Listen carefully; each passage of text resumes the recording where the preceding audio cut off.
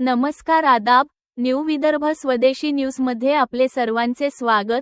बुलढाणा जिल्हा प्रतिनिधी सय्यद इरफान यांची रिपोर्ट। आज दिनांक 15 जून 2026 रोजी कर्जमाफी नव्हे, ही कर्जवसुलीची वन टाइम सेटलमेंट योजना।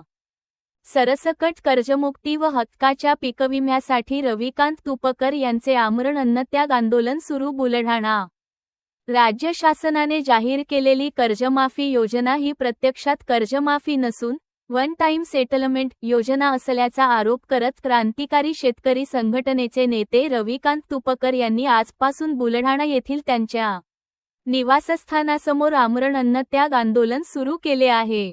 जोपर्यंत सरसकट, विनाअट व विनानिकष कर्जमुक्ती होत नाही आणि शेतकऱ्यांना हक्काचा पीकविमा मिळत नाही, तोपर्यंत अन्नाचा एक कणही ग्रहण करणार नाही, अशी ठाम भूमिका तुपकर यांनी घेतली आहे।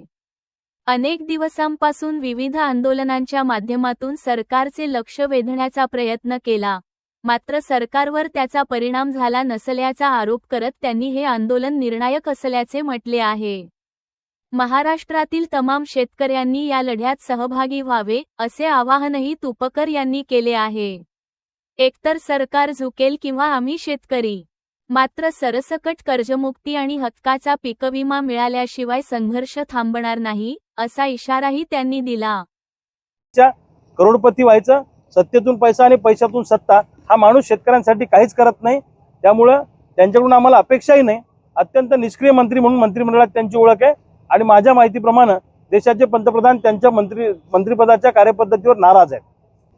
की शेतकऱ्यांनो, घरात बसू नका, रस्त्यावर उतरा। आपलं आंदोलन आपल्यालाच करावं लागेल, लक्षात ठेवा।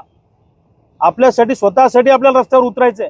तुम्ही जर आता रस्त्यावर उतरले नाही तर आपली कोणी सुद्धा दखल घेणार नाही।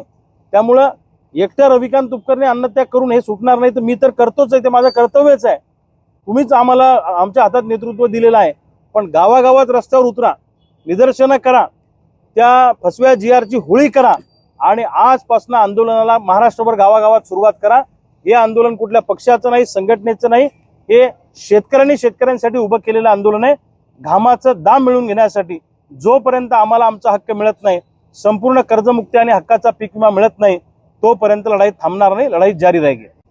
की शेतकऱ्यांनो, घरात बसू नका, रस्त्यावर उतरा। आपलं आंदोलन आपल्यालाच करावं लागेल, लक्षात ठेवा। आपल्यासाठी, स्वतःसाठी आपल्याला रस्त्यावर उतरायचंय। तुम्ही जर आता रस्त्यावर उतरले नाही तर आपली कोणी सुद्धा दखल घेणार नाही।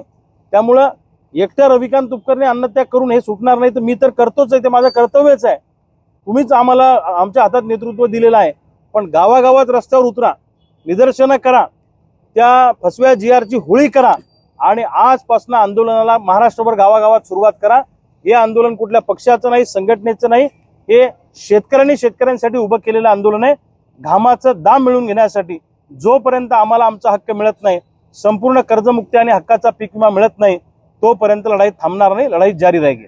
त्याच्यात तुम्ही जे जीआर जाळला कर्जमाफीचा, ते याचे प्रश्न विचारलं, त्यांनी त्याला बगल दिली।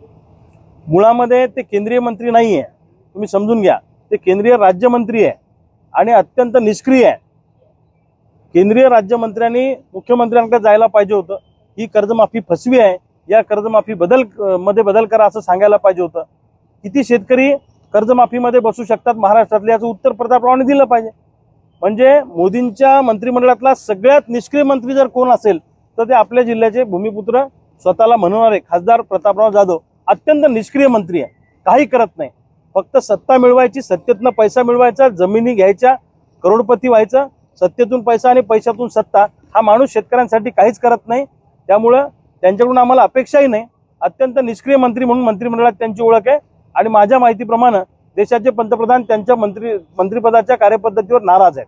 त्या निमित्तानं करत आहे आणि ही कर्जमाफी योजना नाही, ही कर्ज वसुली वन टाइम सेटलमेंट योजना आहे।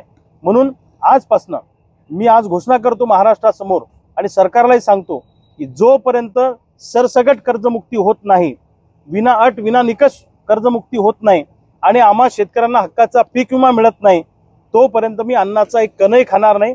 माझा जीव गेला तरी बेहतर, माझा प्राण गेला तरी बेहतर, पण मी आंदोलन थांबवणार नाही. माझ्या डोक्यात एकच आहे की महाराष्ट्रातला शेतकरी सरसकट कर्जमुक्त झाला पाहिजे, अशी आम्हा सगळ्या शेतकऱ्यांची मागणी आहे. मी महाराष्ट्रातल्या तमाम शेतकऱ्यांना आवाहन करतो की मी बुलढाण्यामध्ये माझ्या निवासस्थानासमोर आजपासून अन्नत्याग आंदोलनाला सुरुवात केलेली आहे. अनेक दिवसापासून आम्ही सगळे कार्यकर्ते रस्त्यावर उतरून आंदोलन करतोय, पण सरकारवर त्याचा परिणाम होत नाही. पण आता जे आंदोलन आजपासून सुरू झालं ते भूतो न भविष्यती अशा पद्धतीचं आंदोलन असणार आहे. एक तर सरकार जाईल, नाही तर आम्ही शेतकरी राहू. आर या पारची लढाई आता इथून पुढे करायची आहे. कर्जमुक्ती घेतल्याशिवाय थांबायचं नाही, या निर्धारानं आज आम्ही या ठिकाणी बसलेलो आहे.